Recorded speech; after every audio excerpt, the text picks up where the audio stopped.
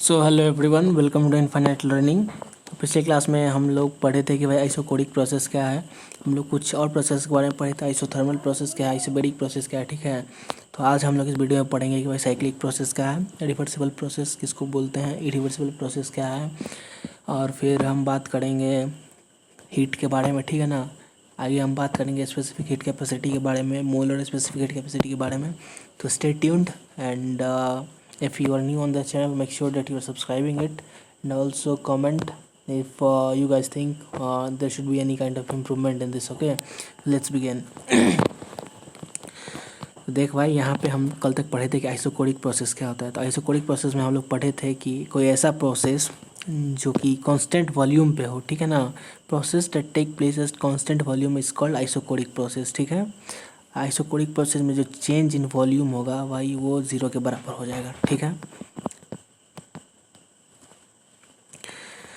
अब आगे बढ़ते हैं। आगे है हमारा साइक्लिक प्रोसेस। साइक्लिक प्रोसेस क्या है, तो पहले इसका डिफिनीशन देख लेते हैं भाई। तो यहाँ पे साइक्लिक प्रोसेस का डिफिनीशन है कि when a system in a given state goes through a number of different processes and finally return to the initial state, then overall process is called cyclic process. ये cyclic process क्या होता है, देखो नाम से ही clear है भाई कि साइक्लिक प्रोसेस है। साइक्लिक प्रोसेस का मतलब कोई भी प्रोसेस जो ना साइकिल में चल रहा हो, मतलब जहाँ से शुरू हुआ हो वहीं ख़त्म हो रहा हो। तो मान लो कि एक सिस्टम है, ठीक है ना, उस पर हम कुछ ऑपरेशन कर रहे हैं। तो ऑपरेशन करें तो स्टेज चेंज होगा उस पर। मान लो कोई सिस्टम था पहले, उसमें हमने कुछ मॉडिफिकेशन किया तो स्टेज 2 हो गया वो, फिर उसमें हमने कुछ मॉडिफिकेशन किया तो स्टेज 3 हो गया। ऐसे ही करते करते नंबर ऑफ़ ऑपरेशंस हम उस पर लगाते हैं तो उसका स्टेज जो है, स्टेज नॉट स्टेट, इसका स्टेज जो है वो चेंज होता है। अब क्या होगा कि जब हम फाइनल स्टेज में पहुँचेंगे तो हम देखेंगे कि फिर से वो इनिशियल स्टेट में ही आ गया है वो सिस्टम। तो ऐसे प्रोसेस को हम लोग बोलेंगे कि साइक्लिक प्रोसेस है, ठीक है। साइक्लिक प्रोसेस में होता है क्या कि जो चेंज इन इंथैल्पी होगा that is D H is equal to zero. आप बोले भाई कि इंथैल्पी क्या है, तो ये लोग आगे पढ़ेंगे हम लोग इंथैल्पी के बारे में, ठीक है ना। जो अभी इतना बस समझो कि चेंज इन इंथैल्पी जो होगा डेट इज़ डी एच, ये ज़ीरो के बराबर होगा। And change in internal energy that is D Q is equal to zero, ठीक है ना। कहीं के इंटरनल एनर्जी को डी ई से भी रिप्रेजेंट किया जाता है, ठीक है, तो कन्फ्यूज़ मत होना, ठीक है। अब हम आगे बढ़ते हैं। आप बात करेंगे रिवर्सिबल प्रोसेस की। तो रिवर्सिबल प्रोसेस क्या है, तो नाम से क्लियर है कि any process that can be reversed at any stage of any operation, ठीक है ना, उसको बोलेंगे रिवर्सिबल प्रोसेस है, ठीक है भाई। तो इसका कुछ कैरेक्टरिस्टिक्स है या फिर पॉइंट्स बोल लो तुम, ठीक है ना। तो पहला पॉइंट है इसका कि it take place infinitesimally slow. It take place infinitesimally slow का मतलब है कि ये जो होता है रिवर्सिबल प्रोसेस, ये बहुत धीरे धीरे होता है, बहुत धीमे होता है, ठीक है। Its direction at any point can be reversed. इसका जो डायरेक्शन है, रिवर्सिबल प्रोसेस का जो डायरेक्शन है, हम उसको किसी भी पॉइंट पर रिवर्स कर सकते हैं, ठीक है। इट इज़ एक्सट्रीमली स्लो, जानते हो पहले में भी दिया हुआ है कि टेक प्लेस इनफाइनेटमली स्लो, तो इट इज़ एक्सट्रीमली स्लो बात बराबर है, बस एक पॉइंट एक्स्ट्रा लिख दिया गया है, ठीक है ना। अब आगे चलते हैं हम। आगे है भाई कि it is in equilibrium state at all stages of the operation. कहने का मतलब कि रिवर्सिबल प्रोसेस जो है, रिवर्सिबल प्रोसेस जो है वो हर एक स्टेट में, वही रिवर्सिबल प्रोसेस जो है हर एक स्टेज में इक्विलिब्रियम स्टेट में होता है। कोई भी अगर तुम स्टेज का बात कर लो तो उसमें जो रिवर्सिबल प्रोसेस होगा हर एक स्टेज में वो इक्विलिब्रियम स्टेट में होगा, ठीक है ना, इक्विलिब्रियम में होगा। और वर्क डन जो होगा ये रिवर्सिबल प्रोसेस में वो ज़्यादा होगा than that of irreversible process. यहाँ पे कंपैरिजन कर दिए इरिवर्सिबल प्रोसेस, फिर I stand for irreversible process, ठीक है ना। वर्क डन ज़्यादा होगा रिवर्सिबल में as that of irreversible process. हम बात करेंगे भाई कि इरिवर्सिबल प्रोसेस क्या है, ठीक है। तो नाम से ही क्लियर है भाई, रिवर्सिबल पढ़ लियो तो उसका जितना प्रॉपर्टीज़ है बस उसका उल्टा प्रॉपर्टी लगा दो इसमें तो इरिवर्सिबल हो जाएगा।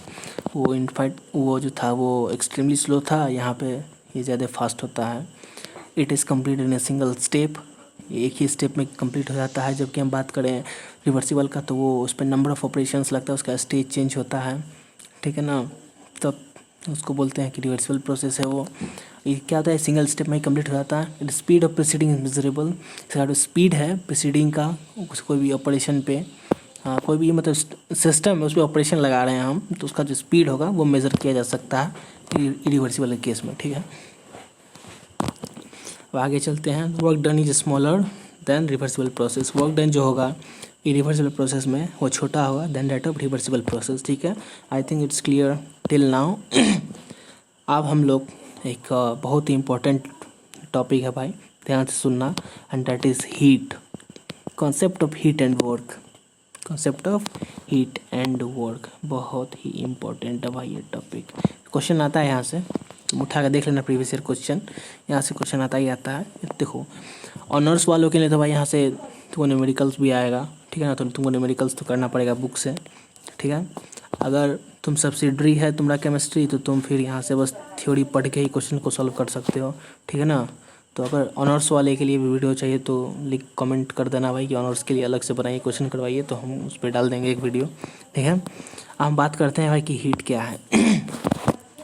तो जो हाँ एलिमेंट्री डिफिनीशन है, तुम बोल सकते हो एलिमेंट्री डिफिनीशन है हीट का, तो बोलता है लोग से heat is a form of energy. ठीक है भाई, heat is a form of energy है, but it is outdated now.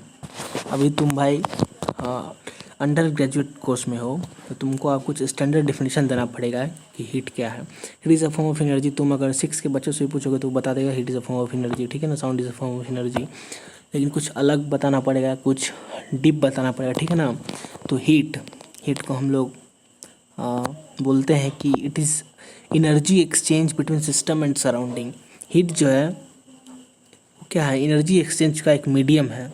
Heat जो है एनर्जी एक्सचेंज का एक मीडियम है between system and surrounding. System and surrounding के बीच में कैसे एनर्जी का एक्सचेंज होगा वही हीट है, वही मीडियम को हीट बोलते हैं, ठीक है ना। अब इसको बोल सकते हो तुम कि it is a form of transfer of energy. ये form of transfer of energy भी है। ये हीट होगा कब, कोई भी चीज़ हीट कब होगा या हीट प्रोड्यूस कब होगा, जब वहाँ पे टेम्परेचर डिफरेंस होगा। समझ में आ रहा है? देखो बता रहे हैं टेम्परेचर डिफरेंस का मतलब यहाँ क्या है।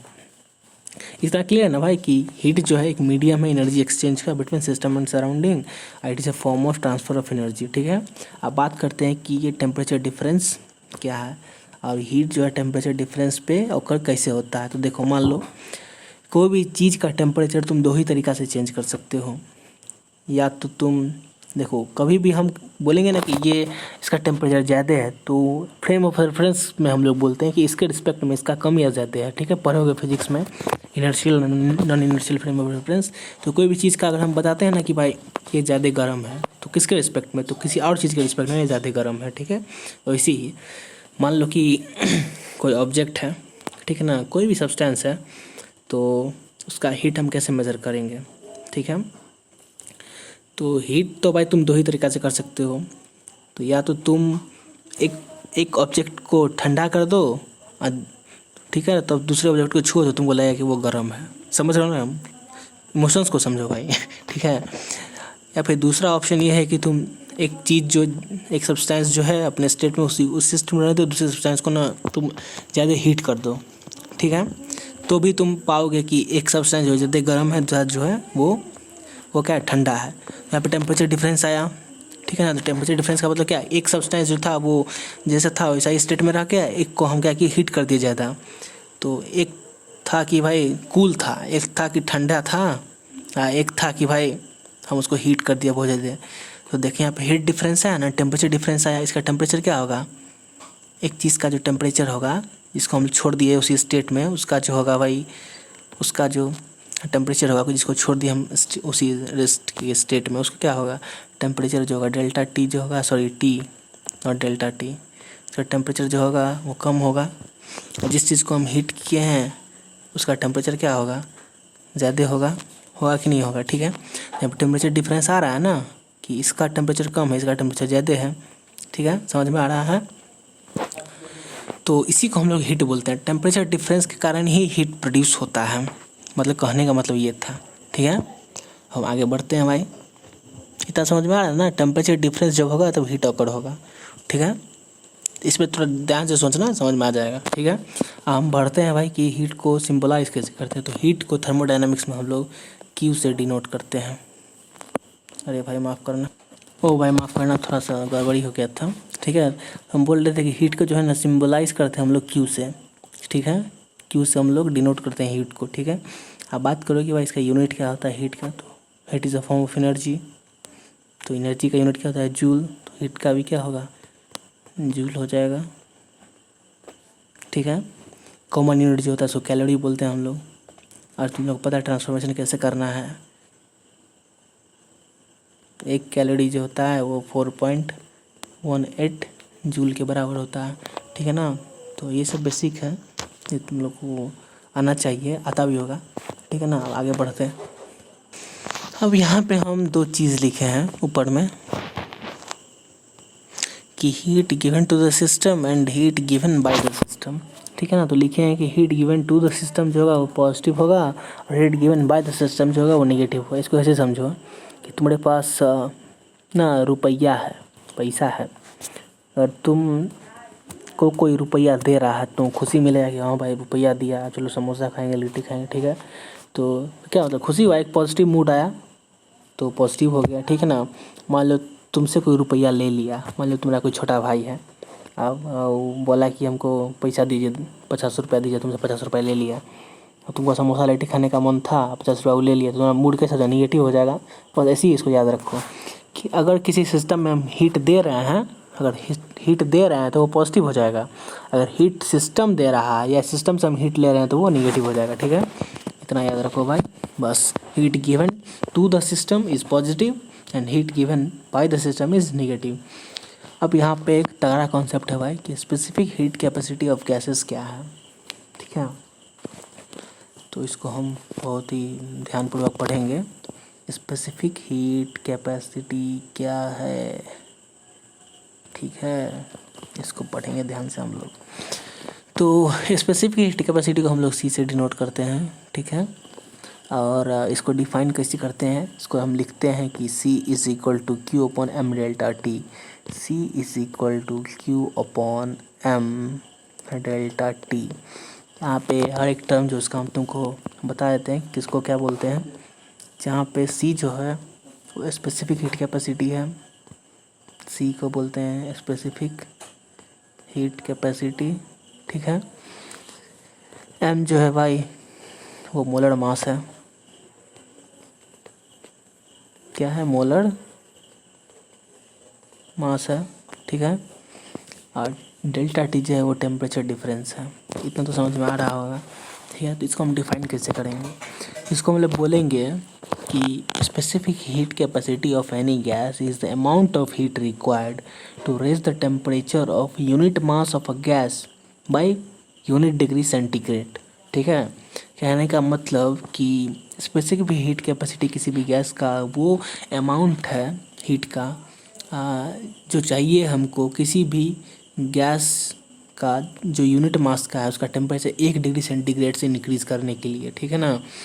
तो फिर से को बता दे रहे हैं जो अमाउंट ऑफ हीट चाहिए, कितना अमाउंट ऑफ हीट चाहिए यूनिट मास के गैस को, ठीक है ना, कि उसका टेम्परेचर जो 1 डिग्री सेंटीग्रेड से बढ़ जाए, तो उसी हम रिक्वायर्ड हीट को बोलेंगे स्पेसिफिक हीट कैपेसिटी। ठीक है। अब इसको बोलेंगे भाई कि इसका यूनिट क्या है। इसका यूनिट तुम लिख सकते हो कैलोरी ग्राम पर सेंटीग्रेड या फिर जूल ग्राम पर सेंटीग्रेड लिख सकते हो। ठीक है। अब यहाँ पे हम दो चीज़ लिखे हैं कि C isothermal stand for specific heat capacity of isothermal process. ठीक है। And specific heat capacity of adiabatic process. ठीक है। तो आइसोथर्मल आइडियाबैटिक प्रोसेस हम पहले पढ़ा चुके हैं, पिछले वीडियो में जाकर देख लेना। इसमें देखो भाई अब क्या होता है कि स्पेसिफिक हीट कैपेसिटी आइसोथर्मल का निकालना है। तो आइसोथर्मल प्रोसेस में क्या होता है कि चेंज इन टेम्परेचर जो है, टेम्परेचर डिफरेंस जो है वो 0 होता है। डेट इज़ डेल्टा टी जो होगा हमारा वो 0 के बराबर होता है। Delta T is equal to 0 in isothermal process. और हम जानते हैं कि specific heat capacity C is equal to क्या होता है? Q upon M delta T. अब यहाँ पर डेल्टा टी की जगह हम 0 पुट करेंगे सब्स्टिट्यूट, तो सी इक्वल टू क्या हो जाएगा? Q by 0। ठीक है ना, समझ में आ रहा है ना? क्यू बाई 0 और समथिंग बाई 0 जो हो जाएगा, क्यू बाई 0 हो गया और something by 0 is equal to infinite. ठीक है। तो specific heat capacity thermal process का होगा वो इनफाइनाइट के बराबर होगा। ठीक है। हम बात करेंगे specific heat capacity of adiabatic process क्या होता है। तो स्पेसिफिक हीट कैपेसिटी हम लिख देंगे C adiabatic which stand for specific heat capacity of adiabatic process equal to Q upon M delta T, जहाँ पे डेल्टा टी जो टेम्परेचर डिफरेंस है, क्यू हीट सप्लाइड और एम जो है मोलर मास है।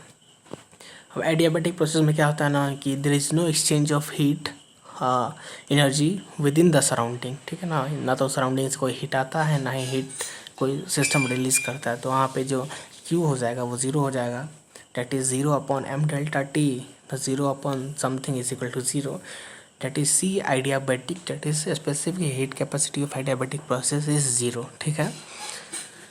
तो इसको मतलब बताने का मतलब मेन मुद्दा क्या था भाई, को होना चाहिए ना कि एक मतलब काहे हम बताए ये चीज़ हम इसलिए बताए कि स्पेसिफिक हीट कैपेसिटी जो होगा ना हर एक गैस का अलग अलग होता है, ठीक है, और ये हमेशा वैरी करता है 0 से इनफाइनाइट के बीच में, ठीक है ना। यही मेन मुद्दा था बताने का कि स्पेसिफिक हीट कैपेसिटी किसी भी गैस का can vary from 0 to infinite, ठीक है। अब हम बात करेंगे भाई कि two specific heat capacity of gases, two को जो ना स्पेशल कुछ है specific heat capacity of gases जिसको हम पढ़ेंगे। एक को बोलते हैं at constant volume specific heat capacity, that is C V, C stand for specific heat capacity या V stand for at constant volume, ठीक है। एक होता है at constant pressure, that is C P, specific heat capacity at constant pressure C P. अब देख, चूँकि हम जानते हैं कि स्पेसिफिक हीट कैपेसिटी जो होता है इसको बोलते हैं कि amount of heat required to raise the temperature of unit mass of gas by 1 degree centigrade, ठीक है।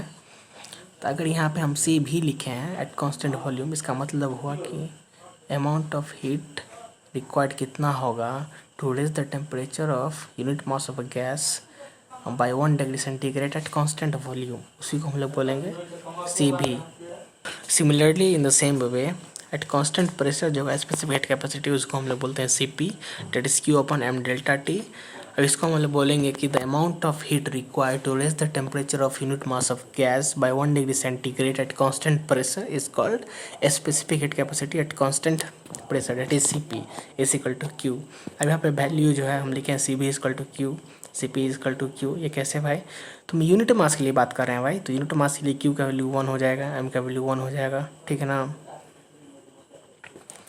सॉरी, यूनिट मास के लिए बात कर रहे हैं by increasing the temperature by 1 degree centigrade, तो यूनिट मास के लिए है तो Q upon 1 into 1 that is C V equal to Q. Similarly C P के लिए बात कर रहे हैं कि हाँ 1 ग्राम किसी भी गैस का मास है, तो यूनिट मास है उसको 1 डिग्री सेंटीग्रेड से किए, that is M equal to 1 gram and delta T equal to 1 degree centigrade put के C P equal to U हो गया, ठीक है ना। तो अब आगे हम पढ़ेंगे भाई कि relation between C P and C V, और हम रियल गैस कांस्टेंट के बारे में कुछ बात करेंगे, तो फिर हम वर्क के बारे में बात करेंगे, कुछ हम डेरिवेशन करेंगे इसमें, ठीक है ना। तो if you guys like this video, make sure that you are subscribing it and also ensure that you are sharing this video with your friends, with your relatives, with your buddies, ठीक है ना। And do like this video, okay? So thank you, stay tuned.